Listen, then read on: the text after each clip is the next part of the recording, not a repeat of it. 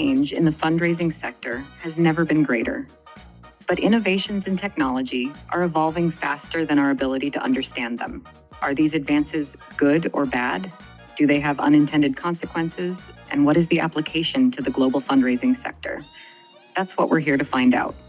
Welcome to the Fundraising AI Podcast, your up-to-date resource for responsible AI for the global fundraising community, hosted by Nathan Chappell and Scott Rosenkrantz. All right, welcome everyone. We are live for episode 10 of the Fundraising AI Podcast. I am Nathan Chappell, and I'm here again with Scott Rosenkrantz, my partner in conspiracy and all things AI, I guess. This is actually a special episode. We didn't plan on recording one, but honestly, we felt so compelled. We've had some really great guest speakers on. Recently, we had Tim Paris from Ditaro and had just a great conversation about and his perspectives on AI. And then we had Kelly Hecht from AWS when Scott and I were in DC this week at Imagine. And because of that, our laundry list of AI news and updates is just growing. And we were just talking, we could spend over an hour literally distilling what's happened in AI over the last 2 weeks, but we're going to do it in a half an hour because we know you're busy and nobody wants to listen to us for a full hour. I don't think. At least no one's raised their hand. I was going to say buckle up because this is going to be a 3-hour episode. But I guess we're cutting it down to 30 minutes. All right. It's probably for the best. Yeah, no, probably for the best. So great. Scott, you're back home. I know we were together this week in DC and then New York, and I'm still in New York. So if you hear the sirens, that's why. And yeah, we're ready to rock and roll heading back to California later. So it's good to be at home. Yeah, good to be at home. Good to be at home, but nice to get out. My first time at AWS. It was just a really awesome conference, nice and kind of intimate, but a lot of great conversations, a lot of great people speaking there. So looking forward to the next one. Yeah, we saw the First Lady. We saw Chris Anderson from TED, who is just a phenomenal speaker. No surprise, because all he does is sits around phenomenal speakers all day long, every day. I mean, you probably pick up a thing or two, and if not, then that's a whole nother problem. Hopefully. I know. Like, what if he was a really crappy speaker? You're like, have you listened to anything over the last 10 years? I will say though, and I don't want to diverge too much on this, but the premise of TED is so interesting in his idea. And if you haven't read his book called The Infectious Generosity, it's a great book, is that they created this brand and this thing. And then they did something pretty radical, which is like give it out to the world for free. And it made me think a lot about fundraising AI and think about like what we're trying to do in very similar fashion. Like it's not a for-profit, it's not a nonprofit, it's all sponsor supported. And we're building content and just putting it out there and then hoping that other people take it and do things with it, like create your own framework. And so there's a lot of, I just really resonated with that whole idea of like, this is what we're trying to do on a very small scale. But when he started, it was a very small scale and no one thought it would work. So this kind of open source idea, very much like Giving Tuesday, very much like TED, we're trying to do in this whole fundraising AI movement. Yeah, it is pretty cool. And I mean, him talking about his story, I didn't realize that it went the way that it did. But I mean, that's a pretty bold idea to say, all right, we own all this content and now we're just going to give it to everyone for free and just see what happens, right? Like, I mean, tech conferences could have gone away because nobody wanted to join personally and just go to see them on YouTube, but that's the exact opposite of what happened. So agreed. I think it's a great analogy for what we're trying to do with fundraising AI and really just get everybody involved. It's not ours, we don't own it, but it's for everyone, by everyone, and just get all those voices included. Yeah. Awesome. All right. Well, let's jump in. So we have probably at least a dozen things that we want to at least touch on. We won't be able to go super deep in them. This is going to be kind of I guess maybe if we had to kind of group it together, it's going to be the technology update episode and the responsible international AI episode kind of combined. So I don't know, Scott, why don't you start with, so just so everyone knows how we do this. So Scott and I keep a shared note file open all the time. And that anytime either one of us sees something cool that we want to talk about, we throw it on there. And then we, right before the episode, kind of negotiate on where things should go and what things kind of make the cut or not. So we could go in so many different directions. So Scott, why don't you just start with the top and then we'll kind of work our way down real quick? Yeah. So, I mean, a big one was Inflection and Microsoft, right? And Inflection, like, I forget about them. It really wasn't until Connor Grennan posted on, it was March 21st, so it was March 14th, so it was Pi Day. He's like, you know what, I'm going to give Pi another shot. I'm like, oh yeah, that is an LLM that I just never think about. So I started using it again. And then a couple days later, within a week, they're like, hey, guess what? Our leadership is going over to Microsoft to start their Mustafa Salman, who was head of Google Mind, started Inflection, is now going to be the CEO of the AI for Microsoft, which is kind of what they were trying to do with Sam Altman when he got kicked off of OpenAI, right? So now they have like Microsoft has these partnerships with Inflection, which again came from people from Google, and OpenAI. It's just going to be a very interesting thing. I don't know what's going to happen, but I don't know if Pi is still going to exist or it's just going to kind of like go the way of the wind. But Microsoft is really just kind of like building that foundation of powerful tools, of really bright, incredible people, and just I think that they're going to be a powerhouse. And they've kind of been like laying low for a while up until their partnership with OpenAI. Yeah, it's so interesting how all the big companies they're all intertwined. Like from Microsoft that invests in all these different things, but so does Google. And sometimes they're investing in the same things, and sometimes they're like the rivalries and AWS and that whole mix. Mustafa, in my opinion, is probably one of the brightest visionaries in AI today. Like, I mean, the guy, he's got an insanely positive track record with Google DeepMind and all the AlphaGo stuff that he did. And if anyone hasn't watched the documentary AlphaGo, it gives you just a glimpse of like how revolutionary their work was in deep learning. Mustafa also wrote the book called The Coming Wave, which I shared before, I think on the podcast. That's my favorite book of last year. It is.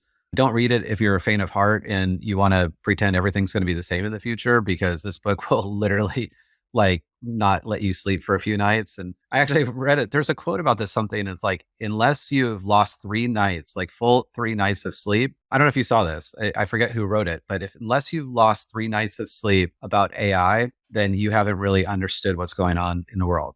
And you and I both lost a few nights, at least 2 nights sleep after we visited OpenAI last year. So maybe we've got one more to go. But after reading Mustafa's book, you'll probably feel like that.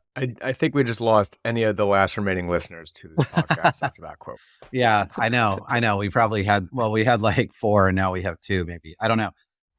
So I think this move, Microsoft is brilliant to bring in this guy and his team apparently who are just phenomenal. I do think it calls into question, and for people that are the users of GPTs, is that like I downloaded Pi, like a year ago and started using it. It's actually kind of I felt like a lot of work for me to use, because it's like starts asking you all these personal questions, and that's how it builds its kind of repository of like who you are and better serves you.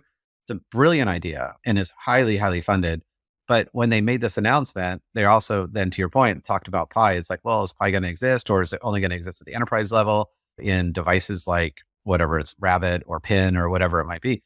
And I guess it's one of those things that like we think we're using a tool that's always going to be there, but it could not be there in like 12 seconds. So it's like just like this is how fast things move. So all right. Yeah. And I think it speaks to Satya as the CEO of Microsoft. Like he's quiet, right? But he knows what he's doing. He's moving all the pieces around, like brilliant, and just again gathering like all these incredible minds. I think it's not like Microsoft is this new company that just came around a year ago, but like there's going to be doing some really incredible things in the coming months, the coming years. I think with this team. 100%. All right, bring us into Apple. So like we've gone through basically Microsoft Inflection, so down to Apple. Yeah. So Apple it was a little interesting because they've been quiet on this front, right? They have no GPTs, they have no LLMs that are off and running that anybody can access. So we're still stuck. If you're in the Apple ecosystem, you're still stuck with Siri, right? And nobody wants to be stuck with Siri, right? But they're coming out with, again, Worldwide Developers Conference. It's going to be in June, and they're probably going to launch all this stuff. But they've been quietly releasing these research papers about LLMs that they're working on. And they're small, they're quick, so they run more efficiently than a lot of the GPT-4s, GPT 4.5, but they're just as powerful, if not more powerful.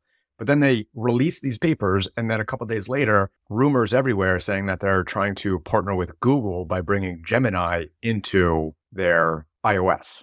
And it's interesting for me because, yes, they have a partnership with Google, right? But also, when we think of all the ones that have had kind of controversy out there, Google is just stops and starts, right? Like they can't get 2 steps ahead without falling backwards 3 steps, right? And so like it just seems such an interesting partnership. I don't know if it's because they already have that Safari and Google search and everything, and it's just easier to go that way. But right now we're really seeing Microsoft, OpenAI, Inflection, and then Apple and Google on the other side. Yeah, I mean, it is interesting for me because I mean, they've definitely been slower, although I mean, actually slower in the external kind of public perspective, but I think pretty deep in AI internally. And they've been using AI in a lot of their applications. They just don't talk about it.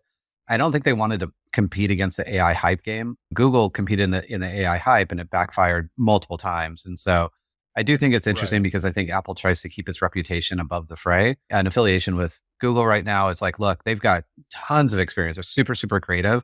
And essentially, I think they're in the frantic pace of like trying to keep up. They've slipped up and they've released things, frankly, too early without being fully tested. Apple, I don't think will make that mistake. I mean, they've just got too much to lose and they're so diversified. I mean, essentially they've got solid products that keep on going. So I think it's a wait and see, but their acquisition of Darwin AI this last week is pretty significant and continuing to bring that in. So stay tuned. I still remain super optimistic that the next iPhone, which I don't know, I heard that there might not be a WWDC this year either they're going to skip it. Have you heard this? Which they've skipped. They've skipped it before. It's not the first time. So the rumor is they may not have one this year. But if they don't, they skip it. I do. That's like my Christmas June. I know. I just probably totally ruined Christmas for you. At least that was one rumor I read last week. So stay tuned for Apple. I'm super optimistic that when the new iPhone comes out, it's going to have onboard AI, meaning essentially a chip so that you can use AI without having to go on the internet, having to call something that's kind of slow. And I mean, slow, quote unquote, just because it's like insanely fast when you think about it. But we're impatient. We don't want to wait like 4 nanoseconds. Like we just want it to be there and immediate and part of like embedded like Siri is, but way, way smarter than Siri. All right. So I think. And I just real quick on that, like the more I think about it, they are like complete opposites, right? Apple is very, very responsible with your data, right? Like very strict on allowing your data to go anywhere. You have to ask if another app can use your data. Right. So like they're very responsible with that. And Google, not so much, right? Apple's been very methodical and slow and kind of going out here. And Google, again, has had that FOMO and just kind of jumped out on things. Yeah. And then going back to WWDCs of the past and Google's, I don't know what their dev day is, right? But Apple, if they use the word or term AI 5 times in WWDC, that's a lot. And there was that whole meme of the Google CEO saying AI, like AI, 15,000 times. Yeah. I know. It's just such a getting into bed together. And just for listeners, listeners that don't know, WWDC, because we have to sometimes go back, is Worldwide Developers Conference that Apple has. And it's basically Christmas for Scott. And he blocks off his calendar to make sure that he can watch it live and see all the cool stuff. All right. So we got 4 more tech updates. We got to do it quick because we have to talk about some of the AI regulation that came out this week too. So I think the biggest update of the year right now for me is Microsoft Paint got upgraded. Huge. It's the biggest update. Huge. There's nothing else you do today.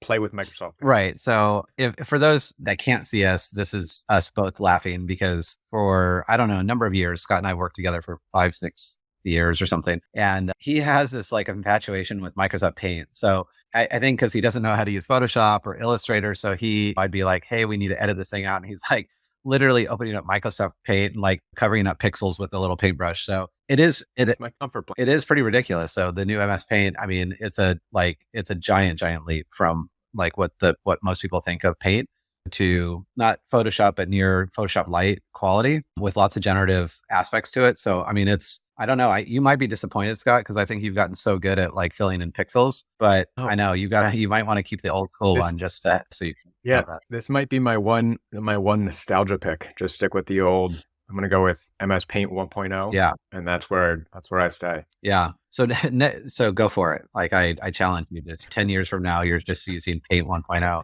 and you know what? That will be like this nostalgic thing that people will pay for because they're like, "How did you create that? I don't even understand." Like that's so cool. You know, your son Milo, when he's like 12, he's like, "What is that? Like that's some new kind of art." That will happen. It'll happen. Okay. So next update, the Banksy of MS. Yeah. Next update, we either agree or disagree on. I don't know. It's really Claude. So Claude, again, major contender in the AI arms race. Frankly, I would put Claude against OpenAI and I don't know, whoever else. I mean, Perplexity is kind of a combination of the two, but like they're kind of neck and neck in some things. I finally broke down. I bought a Claude subscription. So now I have Perplexity, Claude, and OpenAI that I use. I have to say, like, like Claude really understands voice. And I've done a lot of reviews on this, and I've seen Ethan Mollick, I've seen Hunter Grennan test Claude in different areas of like load an entire book and then essentially understand context. It understands context extremely well. It understands voice pretty well. And anyone who's disenchanted with, say, OpenAI doesn't understand my voice if it's trying to write something, Claude, I think, is that frankly better solution in that way. But again, it's like use a tool that's right for you. I don't know. I know you use Claude because you use it in Perplexity, right? Yeah, I use Claude. And I think you're talking about Opus specifically, Right. because they rolled out 3 new, there's Exactly. Opus, there's Sonnet, there's Haiku. I know Opus is like the creme de la creme of theirs, but yeah, I use it in Perplexity. I think maybe like I haven't been that impressed by it, but I'm also not using it in use cases where I want it to be my voice. Right. I'm more asking it questions of like, hey, can you help me come up with an analogy for this? Or can you kind of take a look at this and review and let me know your thoughts? But like not asking it to write or speak as if it's me. And maybe that's when you're not doing it that way, like it compares from my perspective with GPT 4.5. Sure. But everyone I'm seeing, you, Ethan, Ali, I mean, they're all talking about how Claude is like light years beyond, less revision, much quicker, much more efficient, and getting to exactly how you want it to sound right off the bat. And if you have a body of work of things that you've written that were actually you and not GPT, that will get harder and harder over time, by the way. Like people won't actually know their authentic voice because they've been augmenting their voice for a while. But like I have the generosity crisis and a bunch of blog posts that I have, and loading that into Opus, the flagship Claude model, it now understands my voice extremely well. So for me to like generate new content is actually a kind of a leg up. So check it out. I mean, I think free version, definitely check it out. Compare it against GPT or Perplexity. I mean, all of those have free versions. You should use them and then find the one that you like and that works for you, depending on what your objective is. All right. Next one I think is really, or again, Perplexity for $20 a month, you get Claude Opus, you get GPT 4.5, you get image like you get it all bundled package, and it does like live internet search. I think one day they're going to either hire me as a brand ambassador or they're going to be our prime sponsor. I'm just really impressed with. I use Perplexity more and more, especially now with the Apple widgets. So on the desktop widget that's built in, which OpenAI doesn't have. So the built-in widget on the Mac and on the iPhone, it's just one less barrier. It makes it so easy to use. And I do love having hyperlinks because we talked about this, I think last episode, is this idea that we have to move from, it's like trust then verify to verify then trust. I mean, Perplexity does it for you because anything that it's going to curate for you is essentially coded for you with hyperlinks. And that feels pretty comforting.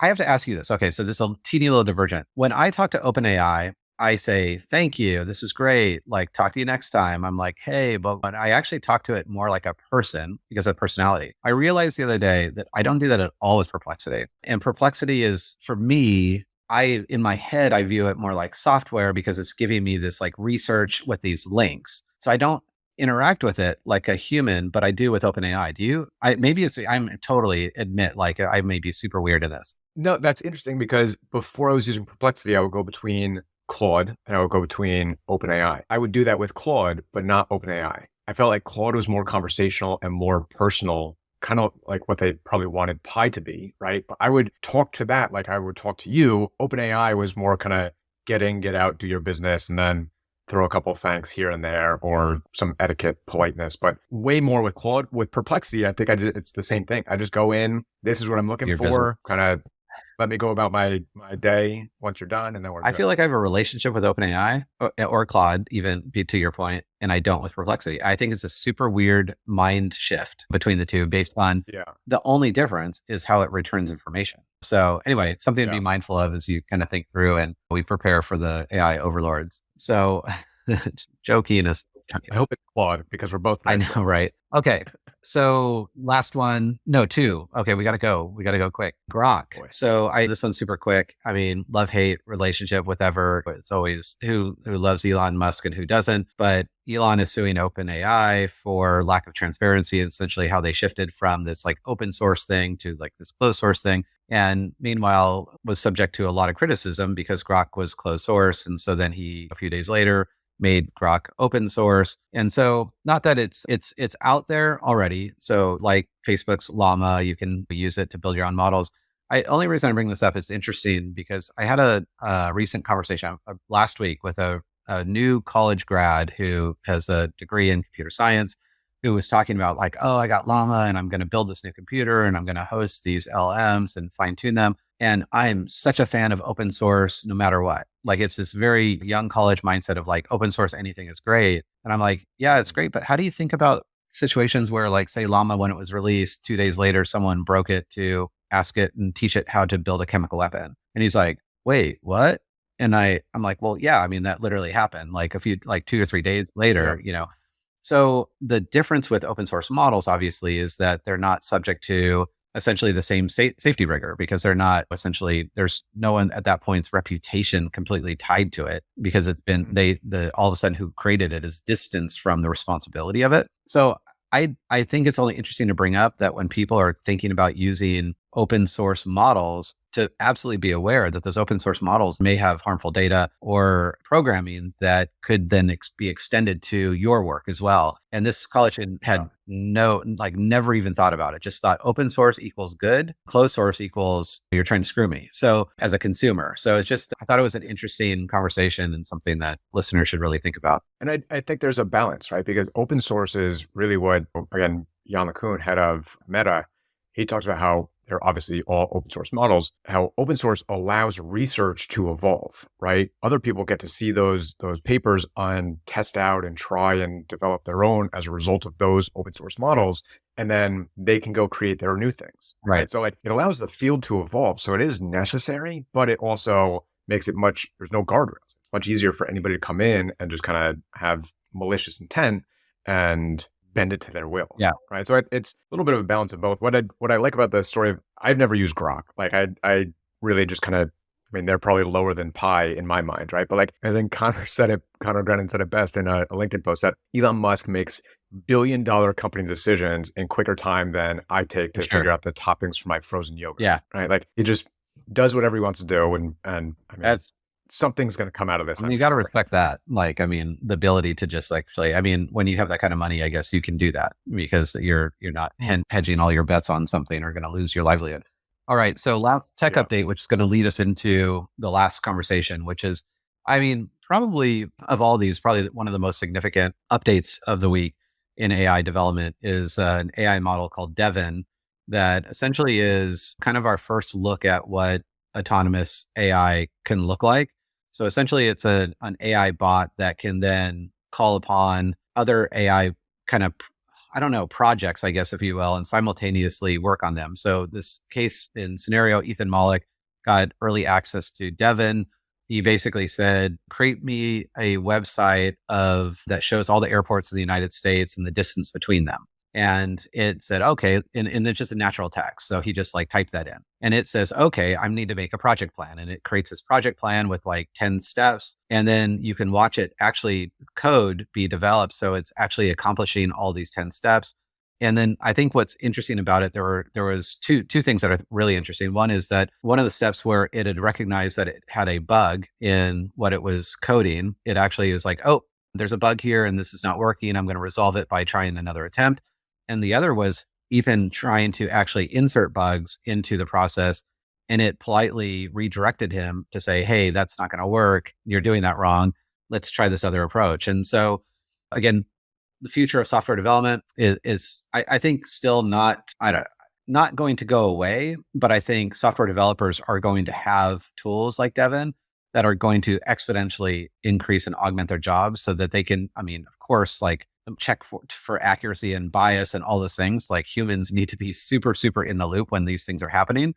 I definitely think this is a thing that gives wings to people that either don't have software capabilities, skills, but also for software developers that want to level up like 10x. So pretty cool. Yeah. And what I think is interesting is so like you said, it's the first active example of like an agent, right? That can go off, kind of do its own things, right? And we talk about this often that predictive AI has been going around for years, right? But because you can't directly interact with it, you can't directly control it, like it's kind of been flying under the radar, right? And then generative AI blew up and you can go in and say, hey, give me this.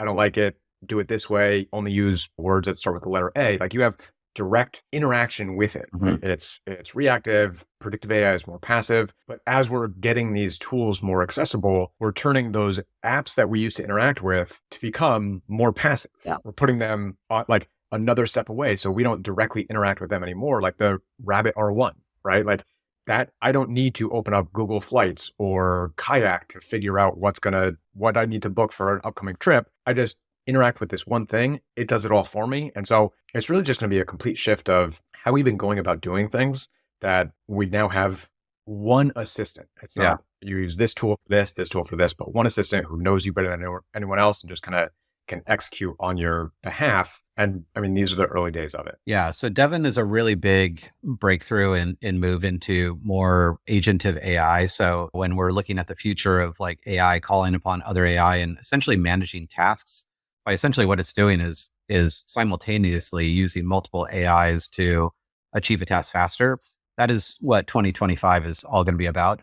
It also then brings up and will transition us into essentially AI regulation. And we've got, I don't know, a couple more minutes to talk about this. So we'll cover it high level. Really big announcement last week was the European Union announced or actually approved the EU AI Act, which really is going to put a lot of guardrails and financial constraints and penalties around improper use of AI. And so AI will now in the EU, now this will be enacted in 24 months. So 2 years, I mean, it's kind of silly because like 24 months, like I can't, like the stuff we're going to be talking about will all be different except Microsoft Paint probably. But we're talking about like where they categorize all AI from this kind of pyramid of unacceptable risk, high risk, limited risk, and minimal risk. The only type of AI that will be banned will be the unacceptable, which I'll read as social scoring, facial recognition, dark pattern AI, and manipulation. We've actually talked about manipulation on this call before because essentially, given that, say, well, ChatGPT or any large language model has read every book on philanthropic psychology, every book on psychology could be used to manipulate people to give. And so I don't think nonprofits are free and clear from this. Like, I think we're going to have to use this to identify people likely to make a decision, but manipulating, we could look at this in obviously in political campaigns and even political fundraising. I think it's really interesting. The other part of this, when you even read through this legislation, unacceptable is unacceptable. You can't do it, and you're going to be shut down and fined a lot of money. But high risk, if you're high risk, which is transportation system safety, employment, education, access, border patrol, and justice systems, if they use this improperly, they have 3 years to mitigate them. So like 2 years from now, you have a high risk AI that they basically say, hey, this is high risk. You have 3 years to kind of mediate that high risk to become limited or minimal risk. So again, like you and I know that this is a little laughable in some sense because like the speed of which like 5 years from now, literally like hover cars and other things. So like, I don't know, we're just like a whole different thing. So that's the EU. And then this morning, the United Nations unanimously passed. So the General Assembly passed essentially a non-binding resolution. So a non-binding. So I mean, we do these things because it makes us sleep better at night. It was proposed by the US and China and some other countries. And it took 3 months to negotiate. It basically was saying that, and actually the wording was a little bit interesting. It was like, we need to control AI so it doesn't, or we need to govern AI so it doesn't govern us. I'm like, wow, okay, that's like, it feels a little bit like the Age of Ultron or something, but it is interesting. And you and I are heading to Geneva in a month or two for the United Nations. Well, essentially the AI for Good Foundation, which solves for the sustainable development goals through AI. So they've been using AI for a long time. And now it was like this very kind of like disparate path of like, hey, let's actually be mindful about it. And I think that, so the next thing we're going to talk about is the National Institute of Standards and Technology, which is like the US governing body of technology to make sure that we're using safely and all these things. And the building itself is literally falling into disrepair. Like, I can't think of a better analogy of like, screw it. Let's just move ahead with developing AI.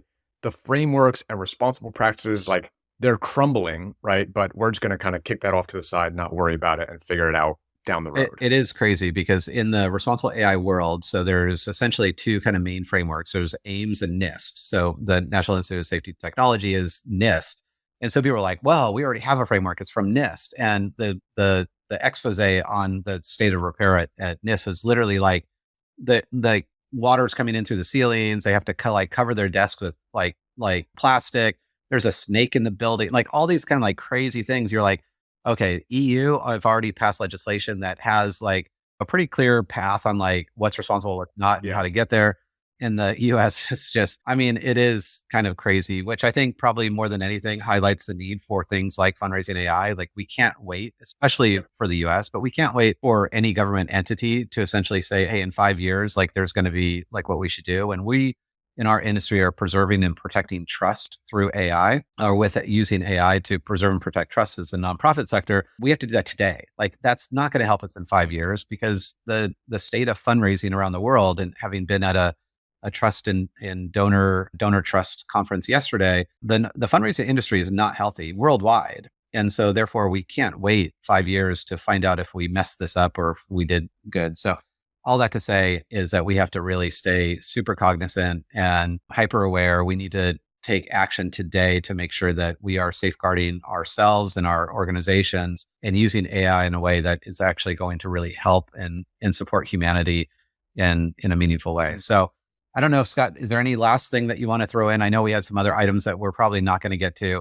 but that's why we have another podcast next week. Yeah, no, I think this is good. A lot packed in. I mean, again, 2 weeks, a lot of activity. We probably covered maybe 20% of the things that we wanted to cover, but you're going to have to stay tuned. Yeah, awesome. I think the highlight of the week for me, Fundraising AI hit number 4 in US podcast, number 1 in Kenya, number 3 in Canada. Like it's pretty cool. So thank you for all the listeners that have given us feedback. Please. Yes, I think what we need is to continue to do this and make sure that it's financially viable. We need more listeners and we need others to subscribe and like and share. And so if you like this podcast, if it's helpful for you, please let others know, and please definitely subscribe and write a comment if you would. That's just super awesome for Scott and I to be able to see. If you don't like this at all, don't tell anyone and it will be our little secret. So peace, everyone. Yep. Go ahead.